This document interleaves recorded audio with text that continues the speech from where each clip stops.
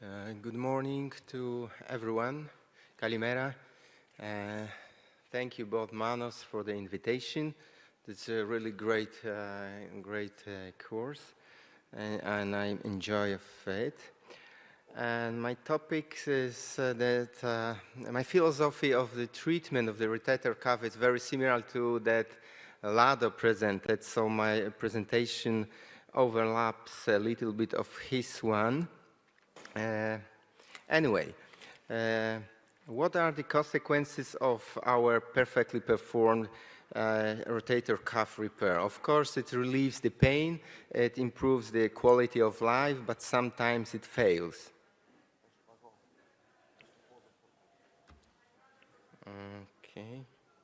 Okay, when does it fail? Usually within first 3 to 6 months after the operation. And the most common cause is the pull-out of sutures through the tendon. So the question is why the tendon is the weakest point? And the answer is due to the metabolic reasons. So this is a ship model, and what we can see that in the first 3 millimeters of the margin of the torn tendon, the apoptosis predominates over the healing processes. So, and when we suture this margin to the bone, it will never heal. So it should be resected, and even more, resection of 4 to 7 millimeters may enhance the healing processes. Every one of us could see such a bad quality tendons during the operation, not only in massive tears, and we always consider how much to resect to maintain balance between the strength of the repair and the biology. The rotator cuff repair is a multifactorial process, and for sure the higher age is a risk factor for the repair. The same with the tear size, it was said before. So full thickness tears versus the partial thickness, the bigger tear is, the higher risk of repair after the operation. The operative time is mentioned as one of the risk factors. However, we know that the bigger tears repair is much more time consuming than smaller. So maybe the operative time is another risk factor, but again the tear size. And some other relevant risk factors which were mentioned by Alex is smoking, hyperlipidemia, osteoporosis, and diabetes, and as we shown, a combination of some above mentioned. Imaging findings like acromihumeral interval or tendon retraction according to Pate impact on the final outcome. However, they are related to the tear size and the duration of the symptoms. Definitely, the fatty degeneration of the either muscles or tendons implicates our result. So all of above mentioned factors are patient-related factors, and one not marked before is the patient compliance, which is very important, especially in post-op rehabilitation protocol. However, we can point out some non-patient-related factors, usually associated with our surgery. So double road repair has lower repair rate, however, does not impact on the clinical outcomes.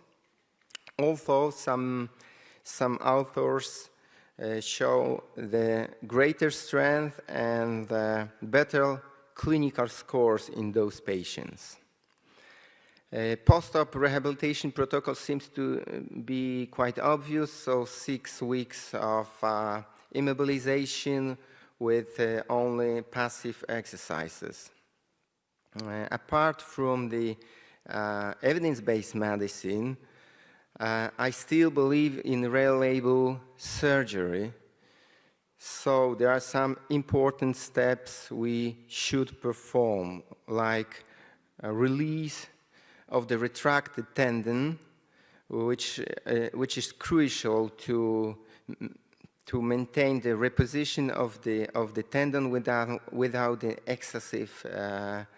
excessive tension, which is not so easy in the inveterated cases.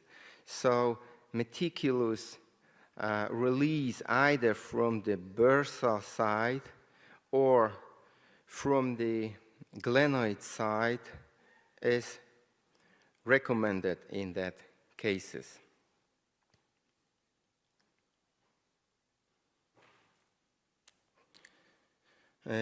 Another important step is a recognition of pattern retraction. This part will never be here because it never has been here. It's a reversal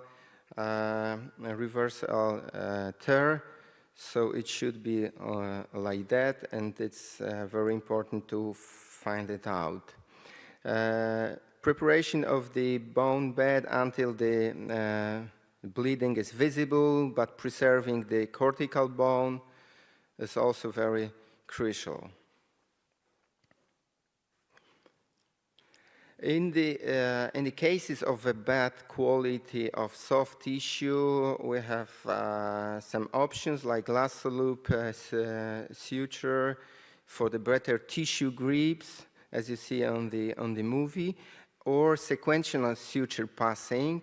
So first through the deep layer, and also we can use here the lasso loop grip, and then the same thread through the superficial layer. Controlling the tension of the sutured tendons is also a very crucial step of our surgery. I see only the one solution for such a looking potential pain generator inside the joint, so the tenotomy or the tenodesis.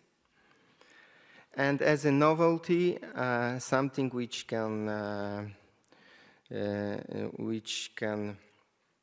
what we can expect after our rotator cuff surgery is a rotator cuff healing index, quite new.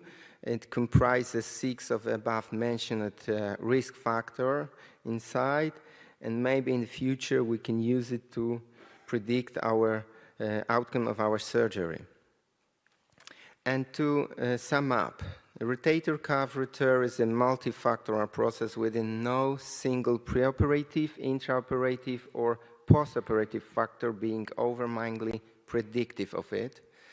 Most recurrent rotator cuff tears occur within 3 to 6 months after surgery.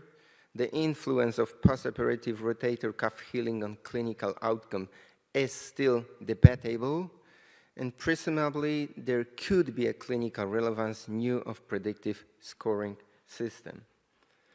I would like to invite you also, of course, to ESCA in Milano and for our course in Bielsko-Biała and Krakow in October this year. Thank you for your attention. Evaristo.